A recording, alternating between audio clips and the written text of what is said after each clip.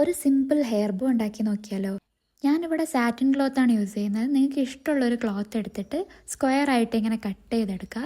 എന്നിട്ടൊന്നത് മടക്കി കൊടുക്കുക. രണ്ട് സൈഡിലോട്ടും മടക്കി കൊടുക്കുക. നമുക്കതിൻ്റെ മിഡിൽ പാർട്ട് മനസ്സിലാവാൻ വേണ്ടിയിട്ടാണ് മടക്കുന്നത്. അതിനുശേഷം ഈ വീഡിയോയിൽ കാണുന്ന പോലെ ഒന്ന് ഫോൾഡ് ചെയ്ത് കൊടുക്കുക. ഞാൻ പറഞ്ഞ് വെറുതെ കോംപ്ലിക്കേറ്റഡ് ആക്കുന്നില്ല.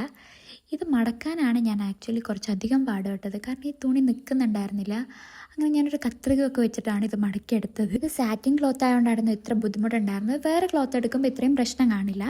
അതിനുശേഷം നമ്മൾ ഈ ചെറുപ്പത്തിൽ മിഠായി കടലാസ് കൊണ്ട് ഉണ്ടാക്കുന്ന മയിലിൽ ആ ഒരു ടൈപ്പ് ഓഫ് ഫോൾഡ് ഒന്ന് ചെയ്ത് കൊടുക്കുക. അത്രയേ ഉള്ളൂ. പിന്നെ ഒരു നൂലെടുത്തിട്ട് ഇതുപോലെ ഒന്ന് ചുറ്റി കൊടുക്കുക. നല്ല പിൻട്രസ്റ്റ് വൈബുള്ള ഒരു ബോ ആയില്ലേ? നമ്മൾ നൂല് കെട്ടിയത് ഹൈഡാക്കാൻ വേണ്ടി വീണ്ടും അതേപോലെ ഒരു പീസ് എടുത്ത് ഇതേപോലെ ഒന്ന് ബാക്കിലോട്ടാക്കി കെട്ടി കൊടുക്കുക. അതിൻ്റെ എക്സസ് പാർട്ട് കട്ട് ചെയ്തും കൂടെ കൊടുക്കുക. നമ്മൾ ഫൈനലായിട്ട് ഒട്ടിച്ചു കൊടുക്കുന്നതിന് മുന്നേ തന്നെ എന്തെങ്കിലും അഡ്ജസ്റ്റ് ചെയ്യാനുണ്ടെങ്കിൽ അഡ്ജസ്റ്റ് ചെയ്ത് കൊടുക്കുക.